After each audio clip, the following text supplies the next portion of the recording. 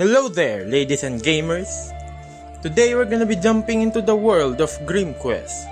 Yes, this is going to be a gameplay video where I'll be teaching you, non-pro gamers, how to become pro gamers in the world of GrimQuest.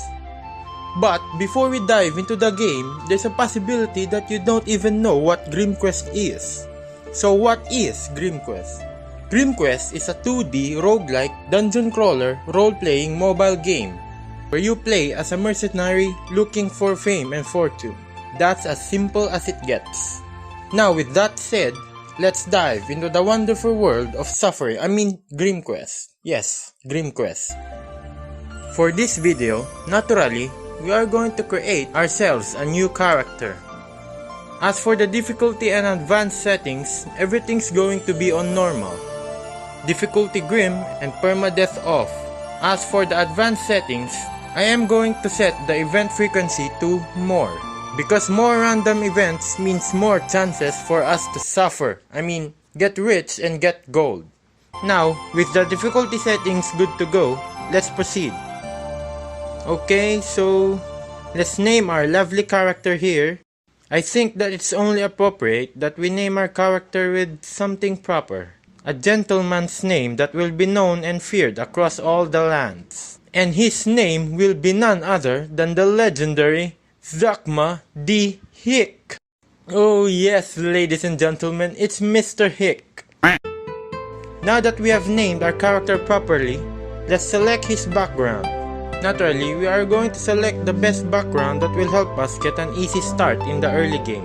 And that best background is, of course, none other than Aristocrate Slave.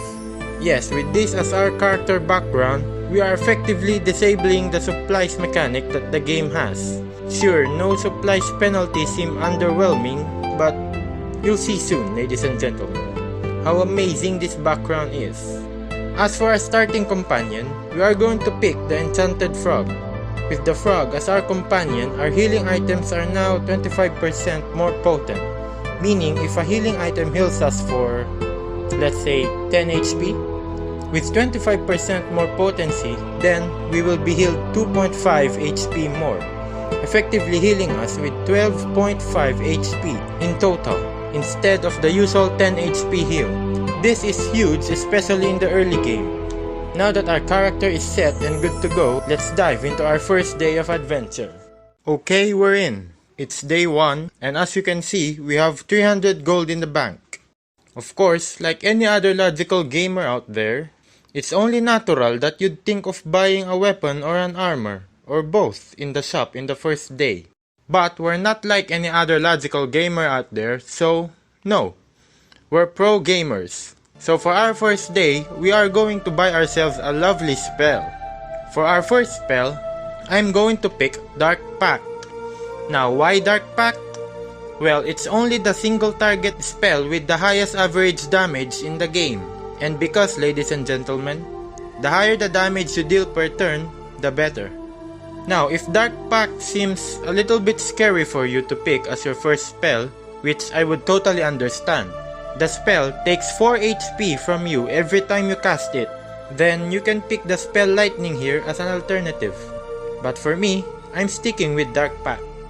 Now that we have our first spell, you can buy healing or buff potions with the remainder of your money. And I'll do just that.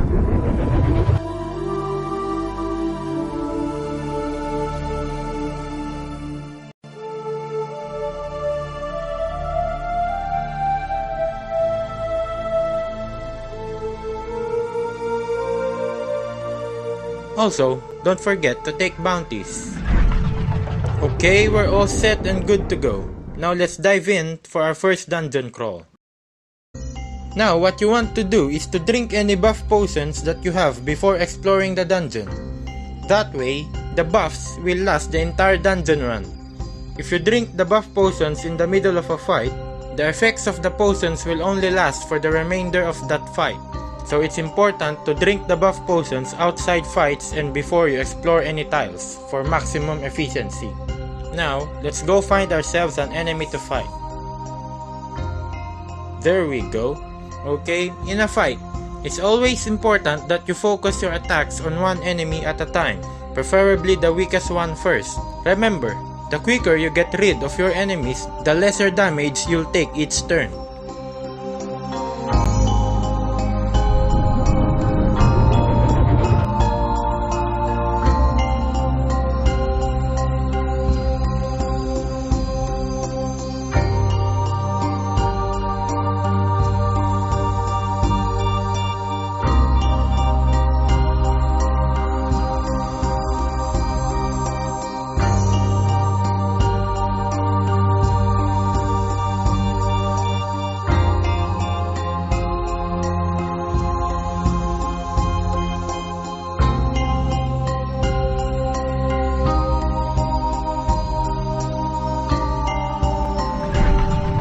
If a dungeon run gets too punishing and you're low on health, you should run towards the dungeon entrance or exit if you have found it already to return to Ashbourne.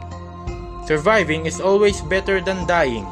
Take note that you lose 25% of your total gold every time you die. Okay, first dungeon crawl done. Just selling the loot I got.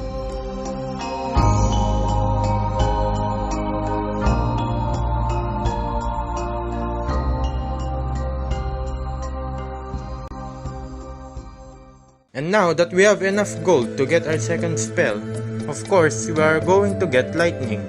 More damage dealt is always better. If you still don't want to take Dark Pact, well, I honestly don't know what's wrong with you. Well, you can take Fireball here as another alternative to Dark Pact. Please just take Dark Pact, it's an amazing spell, I promise. And off to another dungeon run we go.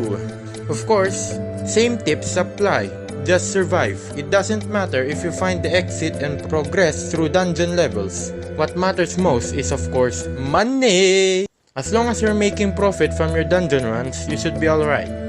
Now here's the reason why I chose Escape Slave as my character background. You see, in every dungeon run you have supplies. If those supplies run out, you start to lose health and sometimes sanity as penalty for not having supplies. With Escape Slave as my background, that penalty gets removed, meaning even if I run out of supplies, I won't lose health and sanity. What's better is with Escape Slave, you don't have to buy supplies before every dungeon run. You can just save the gold for other expenses.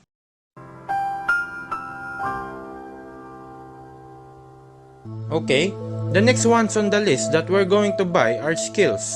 For our first skill, we are going to get Flurry here once we earn enough gold for it. Never mind the minus 15% crit penalty when using it. What's important is that with this skill, it is going to enable us to attack twice in one turn, which is huge. After getting Flurry, we are going to earn immediately for our second skill, which will be Savage Strength. This will further increase our damage output, which is gonna be great when we get it. So I'm just gonna go ahead and skip. Do some off-camera grinding until I get these two skills here. See you guys in a bit. Okay, we're back. It's been like a few minutes and I've just bought Savage Strength.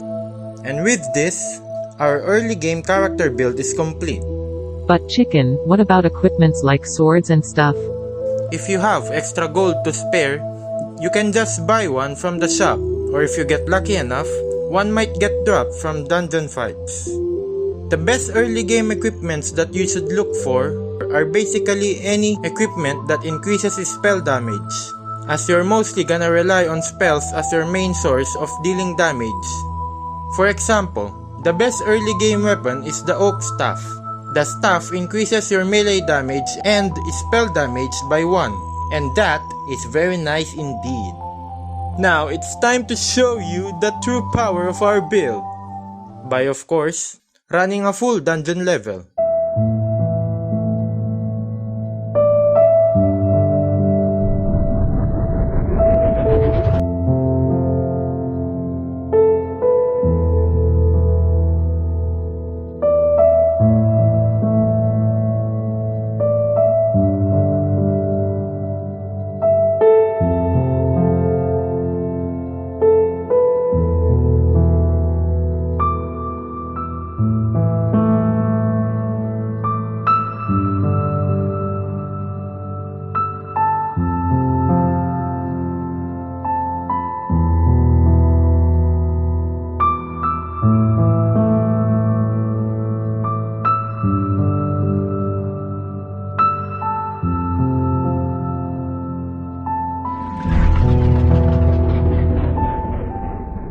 So I went ahead and skipped again.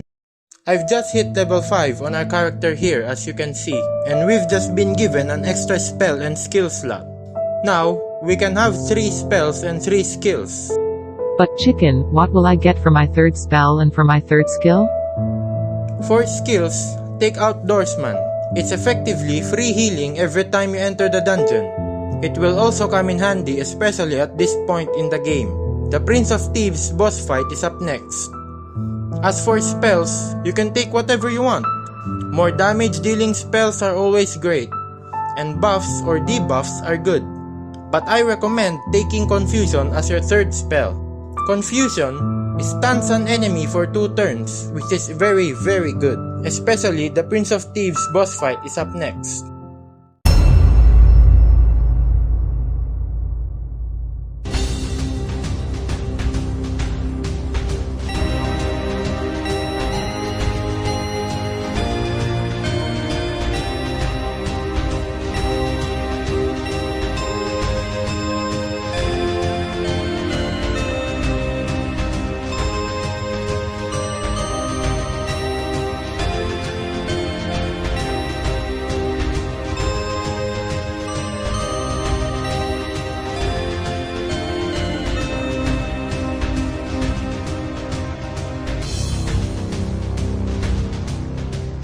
The Prince of Thieves is defeated, and with his death, we are now finished with the early game. And this marks the end of this video. I really hope you enjoyed watching this, and I hope that you learned something valuable. That the key to progression is suffering, gold, lots and lots of gold. Remember, ladies and gentlemen, greed is good. If you have any more questions regarding the game, you can just ask away in the comment section below. Or I recommend you join the GrimQuest official Discord server, where the chat is always dead